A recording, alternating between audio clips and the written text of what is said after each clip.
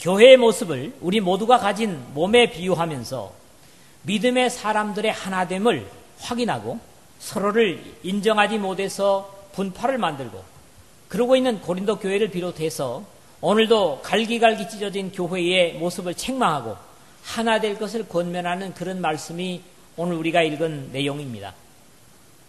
그러면서도 이 말씀이 우리에게 당부하는 것은 우리가 진정한 하나님의 백성이요 그리스도의 몸된 교회의 지체가 분명하다면 한 피가 흐르는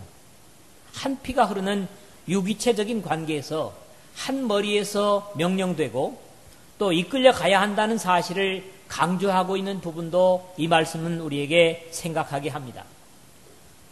이미 바울 사도는 교회론이라고 하는 에베소서에서 몸이 하나요 성령도 한 분이시니 이와 같이 너희가 부르심의 한 소망 안에서 부르심을 받았느니라.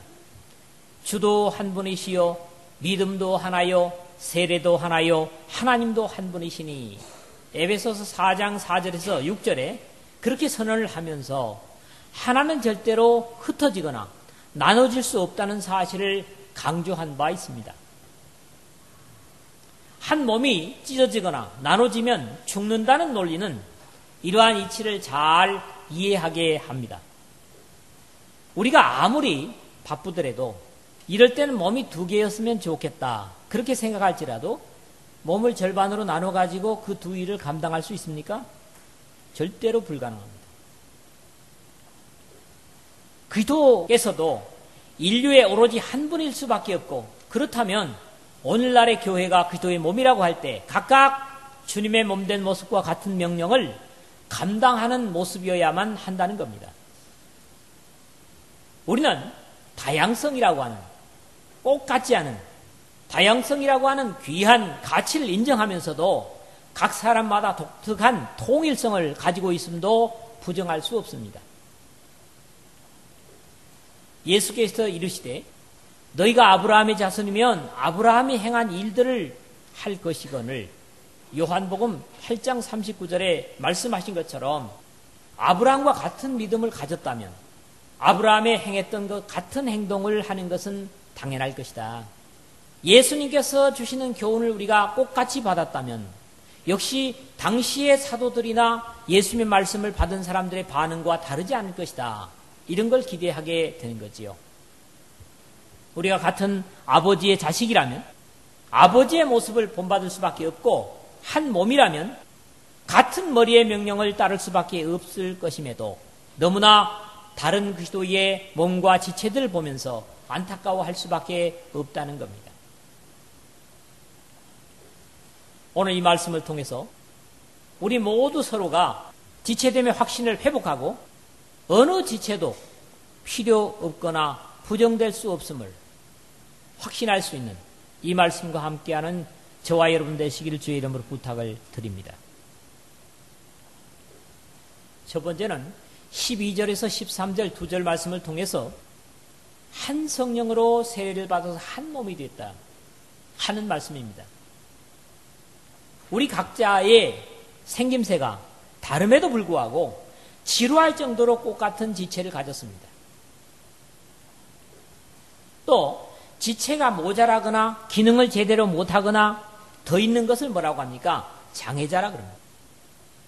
그리고 장애자라는 몸을 가진 사람은 보통 사람들과는 다르게 일반적인 행동에서도 불편을 겪습니다. 장애자들은 그냥 가서 일 볼 수 있는 화장실 가는 것도 힘들어요. 팔이 장애자인 사람들은 어떻습니까? 보통 그냥 떠먹을 수 있는 밥도 떠먹기 불편하다고요. 이렇게 장애라고 하는 것은 뭡니까? 편치 못하고 자연스럽지 못한 것이죠. 왜 눈은 하나나 3개가 아니고 2개입니까? 어떤 사람은 눈이 3개쯤 되고 어떤 사람은 눈이 뒤에도 붙고 어떤 사람은 옆에도 붙고 그렇게 고루고루 여러 가지로 사람이 생겼으면 다양성이 있어 좋지 않겠어요? 코는 뒷꼭지에 붙어 있지 않고 모두가 다 여기 앉아있는 여러분 모두가 다 어떻습니까? 얼굴 앞 중앙에 붙어 있습니다. 또 이런 일반적인 모습에 익숙해 있는 우리들은 만약에 어떤 사람들은 이렇게 좀 기형이 돼서 코가 혹이 나거나 해서 밀려가지고 이 귀에 붙어 있는 그런 사람을 본 적이 있습니다. 코가 중앙에 있지 않고 귀에 있으면 어떻습니까? 그런 사람 보면서 이런다고요. 갑자기 그런 사람이 나타나면 어떻습니까? 그건 뭡니까? 그만큼 우리가 우리 모습들에 자연스럽게 적응되어 있다는 사실이에요. 모든 지체가 그렇습니다. 입이 왜 이마에 붙어 있지 않고 밑에 있어요? 그런데 만약에 입이 여기 있지 않고 이마에 입이 붙어 있었다면 얼마나 섬찟하겠어요? 눈이 두 개가 아니고 가운데 하나만 붙어 있는 눈이면 얼마나 섬찟하겠어요? 한 몸에는 같은 피가 흐르고 각자가 어떻습니까? 피형이 다 틀려요. 교회에는 예수 기도의 피만 흘러야 합니다. 다른 피가 흐르면 안 됩니다. 그리고 그 피는 몸에서 골고루 심장에 펌프질을 하는데 이 심장을 영어로 뭐라고 그래요? 심장은 영어로 하트라고 그러죠. 이 하트는 뭘 상징합니까? 사랑을 상징합니다. 그러면 이 하트가 온몸에 피를 공급하는 것처럼 교회에 고루고루 예수님의 피는 뭘로 공급하느냐 하면 바로 이 사랑으로 공급하는 겁니다. 예수님께서 십자가에 달린 그 크신 사랑과 독생자를 우리의 죄값으로 보내주신 하나님의 그 크신 사랑, 그 사랑을 우리가 받들어 예수님의 피가 여러분 각자의 지체 속에 연결돼서 흐르는 거예요. 이런 이치를 이 몸이라고 하는 우리의 일반적인 모습 속에서 우리가 이해할 수가 있다는 겁니다. 그래서 사랑을 도구로 예수님의 피는 각자의 말초신경까지 손가락까지 연결되어진다고 하는 사실이고 흐른다고 하는 것입니다. 몸은 하나인데 많은 지체가 있고 몸의 지체가 많으나 한 몸인과 같이 그리스도도 그러하니라 그렇게 말씀했는데요. 여기 그리스도의 몸된 교회를 확증하는 표현이 그리스도도 그러하니라 하는 겁니다. 몸에 붙어 있지 않고 사고로 지체가 따로 잘려지거나 떨어지면 그 지체는 피가 흐르지 않고 죽게 되고 또 그 지체를 잃어버린 몸도 불편하게 되는 이치는 우리가 너무나 쉽게 경험하는 사실입니다. 손가락이 한 매듭만 끊어져도 온 몸이 불편해요. 하찮은 손가락 한 매듭이 그게 뭐가 중요해요? 그런데 한 매듭이 끊어지면 끊어진 그 매듭은 피가 흐르지 않기 때문에 썩어버립니다. 죽어버려요. 여하튼 팔이 하나 잘려도 잘려나간 팔은 그 사람의 역할을 못해줍니다. 그리고 팔을 하나 잃어버린 그 사람은 얼마나 불편합니까? 잘려나간 팔도 못 쓰게 되고 팔을 잃어버린 그 사람도 불편하게 됩니다. 이렇게 어떤 지체든지 몸에서 떨어지는 지체는 결국 뭐예요? 죽고 말고 그 지체를 잃어버린 몸은 불편할 수밖에 없다. 이걸 예수님께서 포도나무에 비유해서 말씀하는 거예요. 나는 포도나무요 너희는 가지다. 가지가 포도나무에 붙어 있지 않으면 절로 과실을 맺지 못한다는 거예요. 왜? 포도나무의 수액을 받아들이기 위해서는 공급받기 위해서는 포도나무에 붙어 있을 때 수액을 공급받을 수 있다는 겁니다. 똑같은 이치입니다. 우리가 예수님의 몸에 붙어 있다고 하는 것은 바로 그런 이치예요. 몸에서 떨어지면 예수님의 생명의 수액을 받아 누릴 수가 없고 흐를 수가 없어요. 그런 귀중한 이치로서 지금 이 말씀을 우리에게 바울 사도는 설명하고 있는 것입니다. 모든 지체는 사실 몸이 날 때부터 함께 했지만은 그리스도의 몸인 교회의 다른 점은 계속해서 지체가 다른 종류는 아니지만은 더해진다는 사실입니다. 그럼에도 불구하고 어떤 이상한 지체, 즉 6손가락 같은 기형의 모습으로 더해지는 것이 아니라 기존에 있는 지체가 튼튼해지고 강화되어지는 것입니다. 지체가 더해짐으로써요. 그런데 이런 지체가 더해지는 원리가 뭐라고요? 한 성령으로 세례를 받아 한 몸이 되었다는 겁니다. 여기서 영적인 세례라고 하는 것은 물의 세례, 하나님의 말씀에 순종하는 세례를 포함하는 겁니다. 성령의 세례는 어떤 신비한 것뿐만 아니라 하나님의 말씀에 순종하고 그 순종하는 사람에게 하나님께서 성령을 부어주시는 이치로 우리가 성경에서 이해할 때 무리가 없습니다. 우리가 유대인이나 헬란이나 종이나 자유인이나 다 한 성령으로 세례를 받아 한 몸이 되었고 또 다 한 성령을 마시게 하셨느니라 그랬습니다. 인종이나 계급에 관계없이 한 몸의 지체가 되는 원리는 다른 방법이 없습니다. 한 성령으로 세례를 받아 한 몸이 되었고 또는 결과적으로 다 한 성령을 마시게 하셨느니라고 하는 것입니다. 요한복음 7장 37절 38절을 알죠. 명절 끝날 곧 큰 날에 예수께서 자기를 믿는 자들에게 말씀하셨습니다. 목마른 자들은 다 내게 오라. 나를 믿는 자는 성경의 이름과 같이 그 배에서 생수의 강이 흘러나라는 거예요. 예수님을 믿는 자들에게는 성령의 생수가 늘 그들의 갈증을 채워주고 인생의 고달픔을 이기게 하는 뭐예요? 활력소. 여러분, 영혼의 피로회복제는 바로 하나님의 말씀에 있습니다. 그런데 사람들은 이런 이치를 몰라요. 그래서 하나님의 말씀으로부터 교회로부터 증거되는 이 진리, 이것이 우리의 피로회복제, 영혼의 피로회복. 왜 필요해집니까, 여러분들이? 왜 필요한 거예요? 세상에서 일하면서 닳고 긁히고 힘들고 힘이 빠져서 낙심하고 하니까 뭡니까? 회복제가 필요한데 영적인 드링크를 마셔야 돼요. 하나님의 말씀으로 마시고 성령으로 우리가 마시게 돼요. 이것은 오로지 하나님의 백성들에게만 허락해 주신 영적인 활력소라는 겁니다. 인간의 방법이 아니라 하나님께서 지시하시는 방법. 그렇지만 하나의 방법, 한 세례로 죽고 다시 살고 이 주님의 명령에 믿음으로 순종하는 사람들에게는 이제는 영적인 활력인 같은 성령을 마심으로 같은 소망과 목표를 위해서 살고 일하게 하시는 것이 바로 하나님의 한 지체되고 한 성령을 마시게 하신 이 지요 원리라는 겁니다. 한 성령으로 거듭나고 한 성령을 마심으로 같은 영적인 모습과 약속을 나누고 소유하는 이 말씀과 함께하는 여러분 모두가 되시기를 주님의 이름으로 부탁을 드립니다. 두 번째로는 오늘 14절에서 17절입니다. 서로의 지체를 인정해야 한다는 겁니다. 참 사람이 오만해요. 교만해요. 그래서 서로를 인정하지 못하는 것들이 우리의 병폐죠. 그런데 오늘 이 말씀 보면 서로의 지체를 인정하라는 겁니다. 참 우리 가장 일반적인 말씀을 하고 있죠. 몸은 지체가 여럿입니다. 앞에서도 제가 말씀드렸죠. 우리가 보이는 지체가 있어요. 눈, 코, 입, 귀. 그 다음에 손, 발, 손가락, 발가락. 이게 다 뭡니까? 지체들이에요.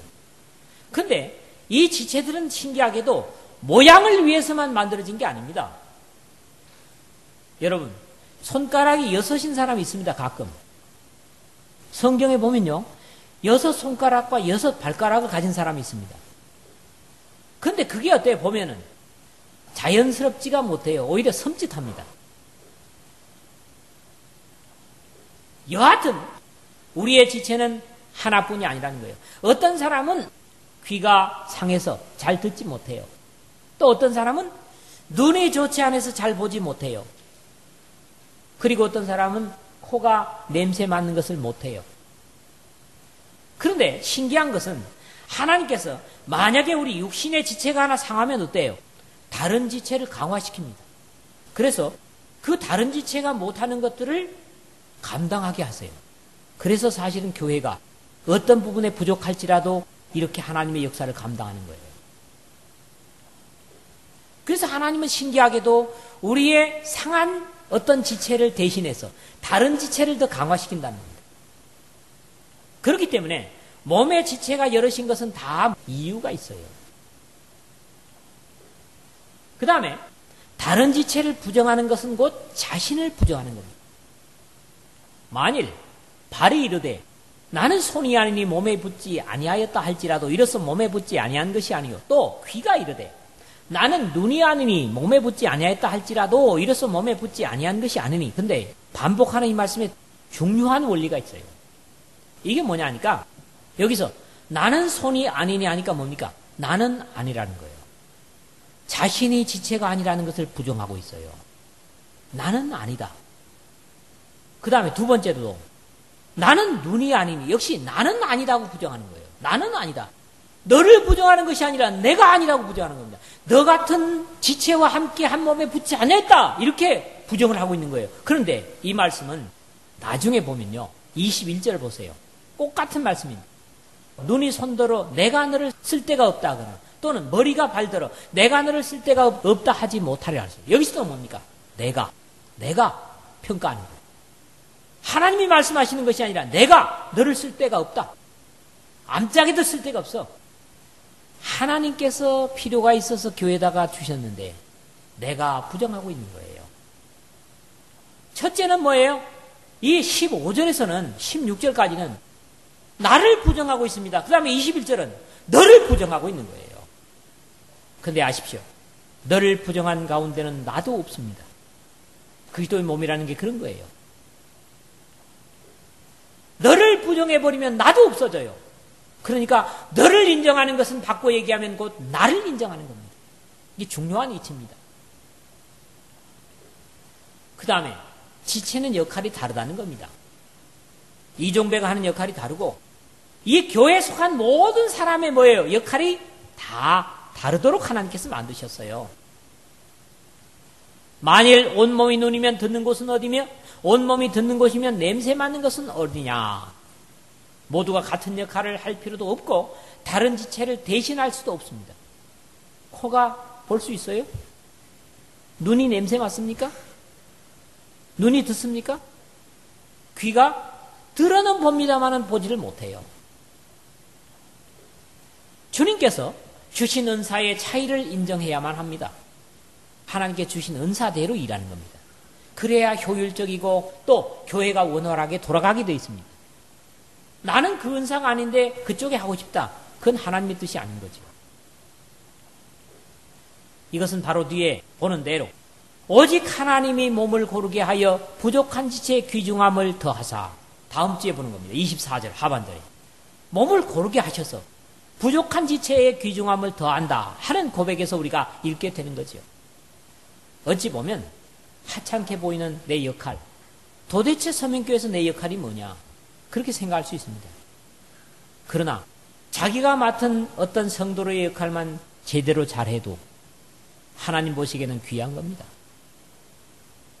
말씀을 전하고 가르치는 사람의 역할만 중요한 게 아닙니다. 어찌 보면 여기서는 지금 어때요? 듣고 그 말씀을 이해하는 역할도 더 중요한 거예요. 그런 여러분들이 있으니까 제가 말씀을 전하게 되는 거죠. 서로 지체됨을 인정하고 또 지체가 여럿이다, 많다. 지체를 부정하는 것은 곧 나를 부정하는 것이다. 지체의 역할이 다르다고 하는 것을 인정하면서 서로의 지체의 관계 속에서 평준화되고 가장 자연스러운 그리스도의 몸된 교회, 서면 그리스도의 교회를 이루어가는 여러분 모두가 되시기를 주님의 이름으로 부탁을 드립니다. 세 번째 부분은 18절에서 21절의 말씀입니까? 각 지체는 하나님께서 두셨다는 겁니다. 그러나 이제 하나님이 그 원하신 대로 지체를 각각 몸에 두셨으니 만일 다 한 지체뿐이면 몸은 어디냐? 이제 지체는 많으나 몸은 하나, 눈이 손들어 내가 너를 쓸데없다 하거나 또한 머리가 발들어 내가 너를 쓸데가 없다 하지 못하리라. 개역 한글판에 익숙해져 있다 보니까 이 말씀을 자꾸 이게 제가 잘못 읽는 것 같아요. 쓸데가 없다. 우리가 개역 한글에 보면 쓸데없다 하거나 하지 못하리라 그래 돼 있어요. 근데 이게 더 번역이 잘 이해롭게 이건 돼 있는 것 같습니다.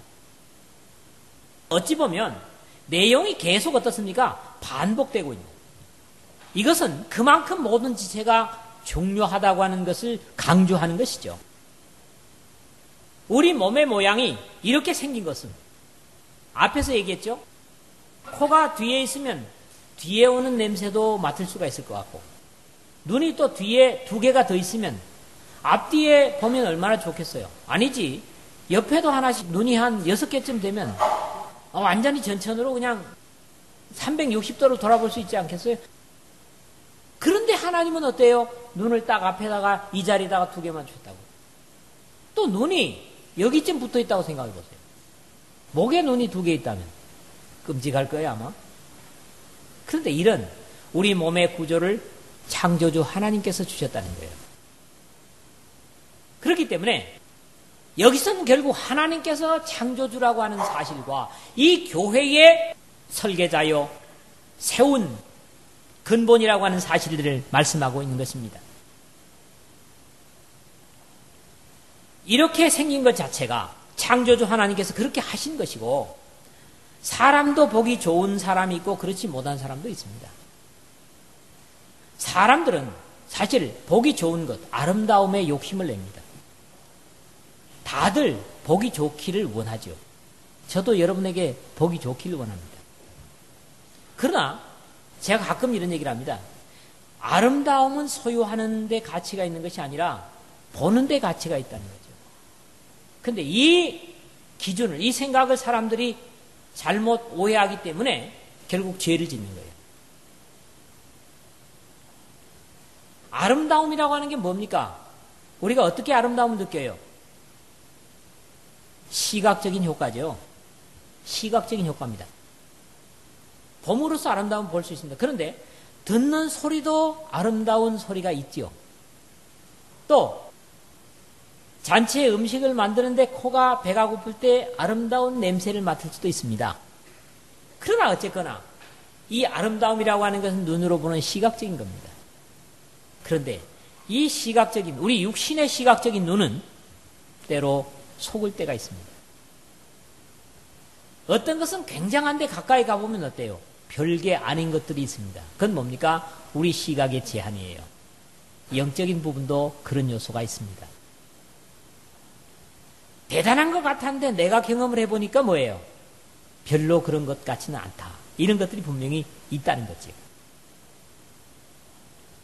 지체는 사람이 원해서 생긴 것이 아니라 하나님께서 두셨다는 걸 알아야 됩니다. 그래서 저는 되도록이면 하나님께서 주신 대로 산다라고 하는 얘기를 합니다. 이게 사회적으로는 통하는 얘기도 아니고 옳은 얘기는 아닙니다. 그러나 저는 얼굴에 점이 많아도 빼라는 사람이 있어도 안 빼는 거예요. 뭐 하나님 주셨으면 이게 장애를 일으키는 것도 아니고, 그러면 그런 대로 가지고 사는 것이 하나님께 주신 의도대로 따르는 거라고 그렇게 생각하기 때문이죠. 아무것도 아닙니다. 물론 이게 제가 의로운 것도 아니고 옳은 것도 아닙니다. 그러나 제 생각은 그렇습니다. 하나님께서 주신 거라면 이유가 있을 것이다. 그래서 그런 것들을 제가 부정하고 있는 대로 살고자 하는 것이 제 생각이라는 거지요. 그러므로 각 지체는 하나님의 의향과 뜻에 의해서 있게 되었음을 인정한다면 서로의 귀중성을 서로 확신할 수 있어야 합니다. 내가 귀중한 것처럼 너도 교회 속에 중요하다는 거죠. 이런 의식이 있어야 됩니다.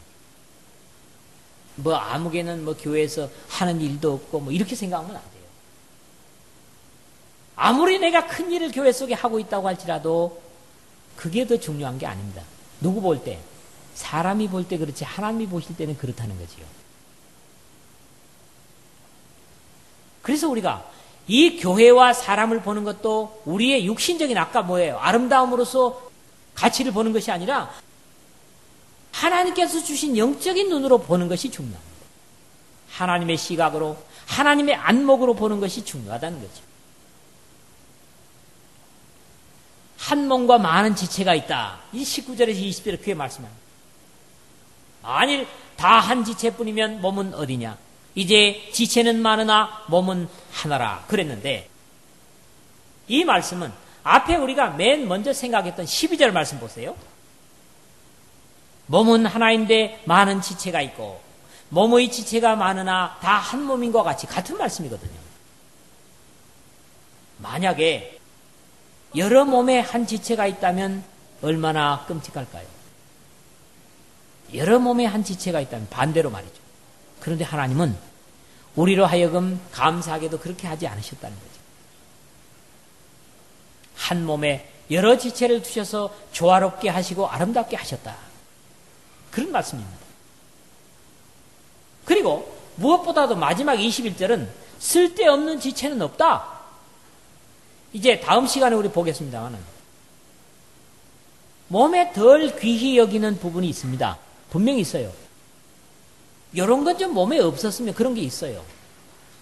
가령 그 충수염을 일으키는 맹장 같은 거는 그 괜히 가끔 가다가 맹장 걸려갖고 막 응급실에 실려가서 수술하잖아요.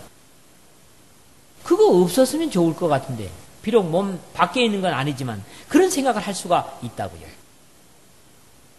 눈이 손들어 내가 너를 쓸 데가 없다 하거나, 또한 머리가 발들어 내가 너를 쓸 데가 없다 하지 못하리라. 이제 이 부분에 좀 더 구체적인 부분은 다음 주에 더 자세하게 다루게 되겠습니다. 그러나 23절, 24절을 먼저 읽으면 우리가 몸에 덜 귀히 여기는 그것들을 더욱 귀한 것들로 입혀주며 우리의 아름답지 못한 지체는 더욱 아름다운 것을 얻느니라. 그런즉 우리의 아름다운 지체는 그럴 필요가 없느니라. 오직 하나님이 몸을 고르게 하여 부족한 지체의 귀중함을 더하사 그랬다고요. 그러므로 지체를 향하여 너를 쓸 데가 없다라는 것은 그 지체를 있게 두신 누굴? 하나님을 부정하는 것이 된다는 겁니다. 교우 중에 하찮게 여기는 사람을 쓸데없다고 하는 것은 그 교우를 교회에 두게 하신 하나님을 부정하는 것이 된다. 그러므로 신앙적으로 결코 옳은 것이 아니다. 이런 말씀인 것이죠. 말씀을 맺습니다. 우리는 세상의 어떤 다른 종교의 교리와 방법을 따라서 한 교회에 더해지고 지체가 된 것이 아닙니다. 주님께서 구속의 역사를 완성하시고 십자가의 죄의 모든 대가를 치르시고 죽으셨다가 장사 지낸 바 3일 만에 부활하셔서 하늘에 승천하시면서 당부하신 대로 한 세례로 물과 성령으로 거듭나게 하시고 기도의 지체가 되어서 기도의 몸이 되게 하셨습니다.